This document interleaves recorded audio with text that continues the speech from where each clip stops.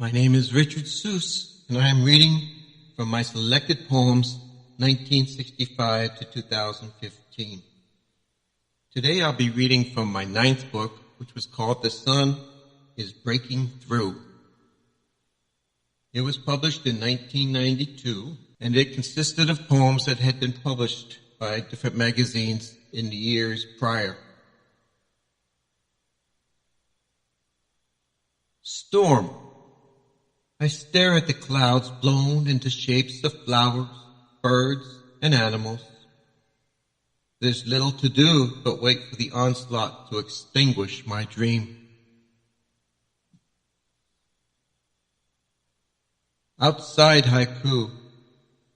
The screams from somewhere help me know my writing life could be worse, much worse. My neighbor.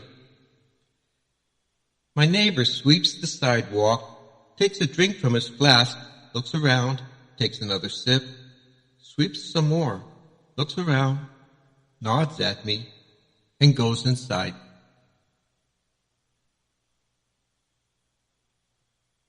Painting the edge of sunset. Painting the edge of sunset with reds and oranges, recalling a dream greater than the still life reflected in the mirror, drowning the tears of the poetry written by crickets waiting for darkness.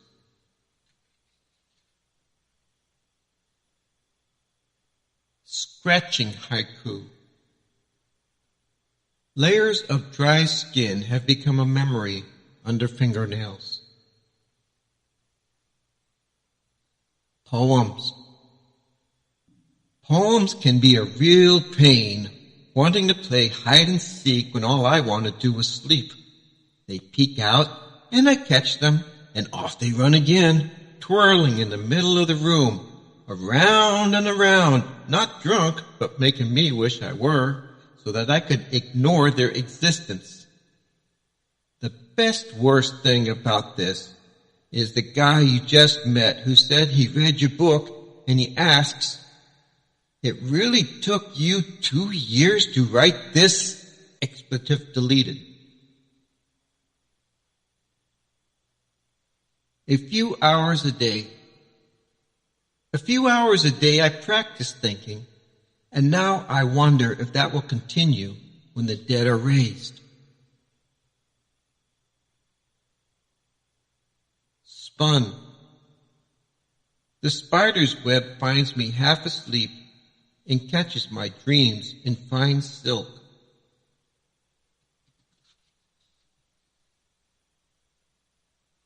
Another year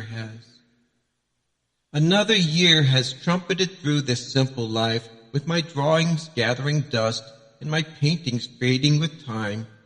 It's true love chewed to rhyme, leaving out the sounds of snoring, ants running food over the grass, and toilets flushing. What a crime! To edit truth is profound, sublime.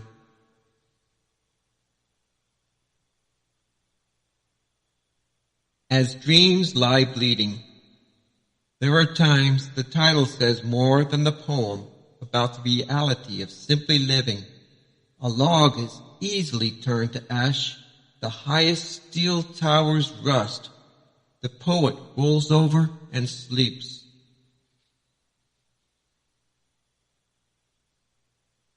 Critics. It is hard to imagine how these folks can earn a living by reading a single poem and then labeling my writing as one genre. Different writers have called me a family poet, a political poet, a Christian poet, a love poet, a nature poet, a confessional poet, a modern poet, a haiku destroyer. I love that last one, and find I may be all those things while being none of those. Just label my grave a poet. I am that and not. I am truly the imagination of myself. Upon waking.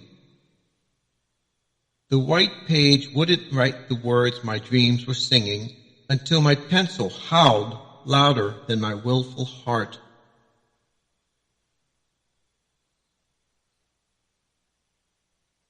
Curtains. Curtains create an invisible world we can hide in and dance beautifully on the stage of our own making and the music only we share.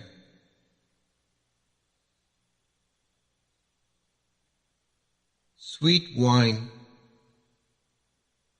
Sweet wine disposes our thoughts and engages our rhythms, dancing arm in arm with no need to die.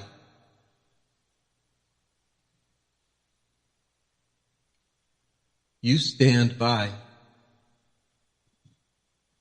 You stand by the open screen door, and I see your clean body through your brand new dress. Sober, facing misery, knowing life and death are hard, we still crave deep love.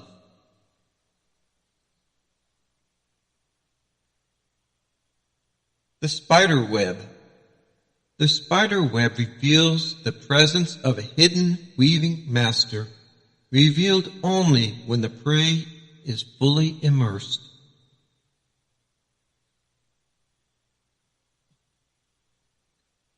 Dark rivers. Dark rivers ride out the storm and wait patient for the sun to come breaking through.